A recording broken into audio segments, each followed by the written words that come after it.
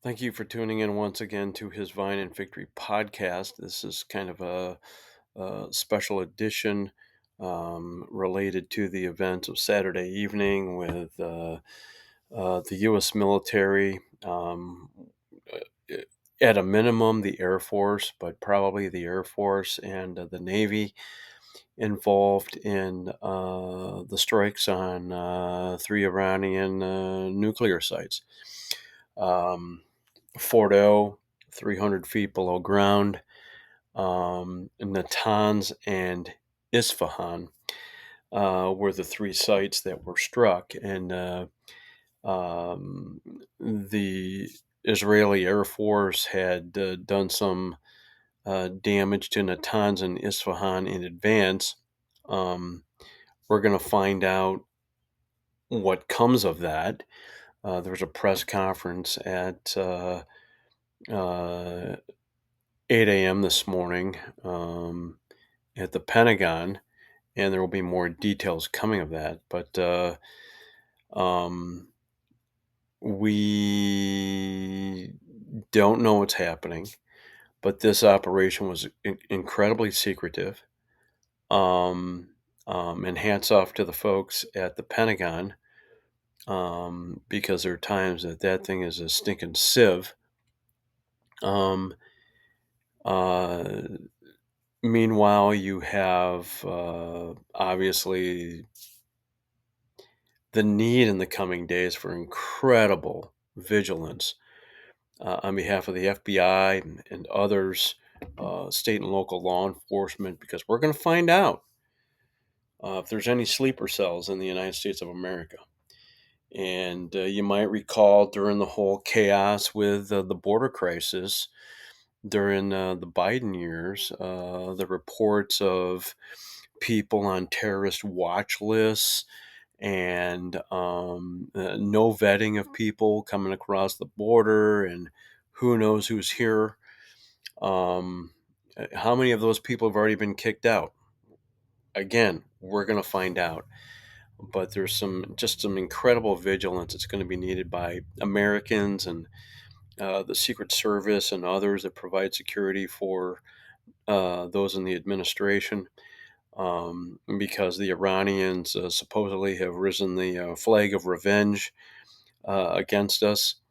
And we have obviously American assets overseas with military bases and variety of other things. So we're going to see what some of this looks like.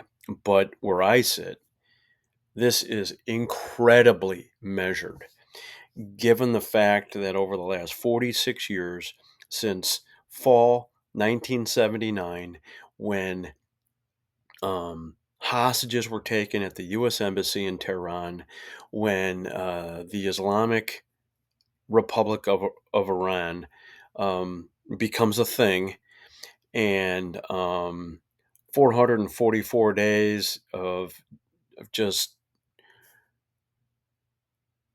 people on the edge of their seats. And you had a potential rescue operation by Team Carter back in the days, and that thing got followed up by a dust storm that was happening, and helicopter motors that got clogged with sand. So a lot of stuff has happened over time. The U.S. Marine barracks explosion in Beirut in October 1983, Kobar Towers coming up on the 29th anniversary of that this month.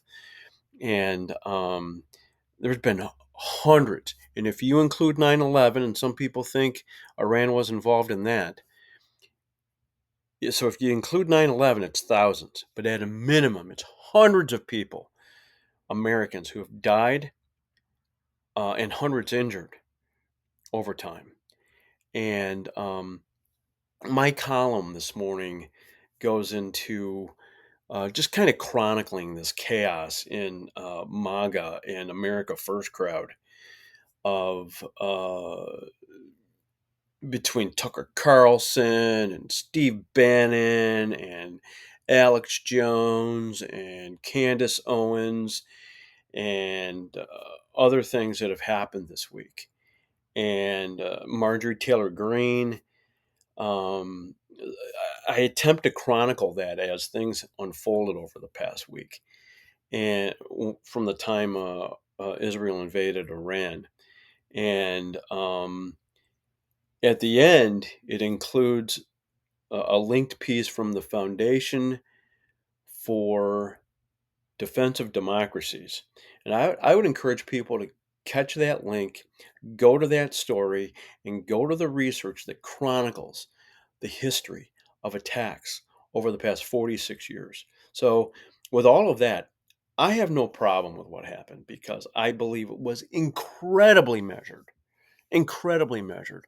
My guess is Mossad could have given us exact coordinates where they think Khamenei was, and we could have done regime change.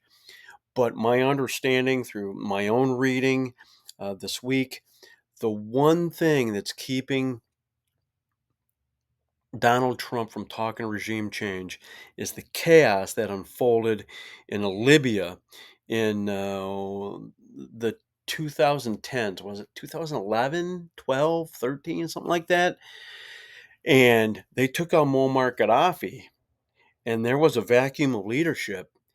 And what unfolded was Benghazi in 2012.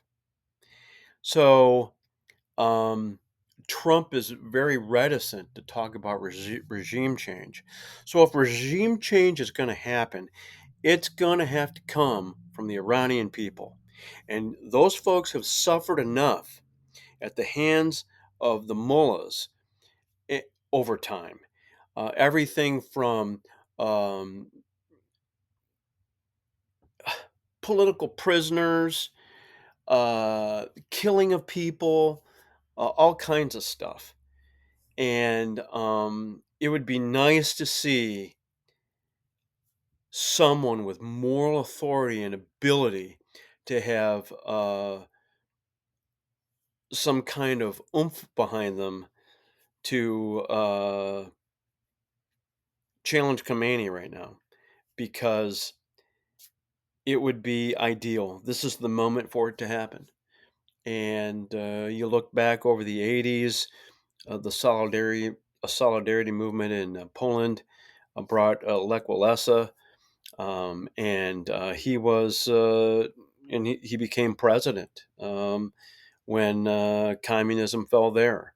So there's an opportunity for something, and uh, if Iran is just bent on revenge, this could get ugly. And then, do we commit troops? God forbid that happens. God forbid that happens, because nobody wants it. And I don't think the American people have the stomach for it. But I thought these strikes were incredibly measured, given what's happened over 46 years. So those are my initial thoughts on this. And uh, so until next time, God bless and goodbye.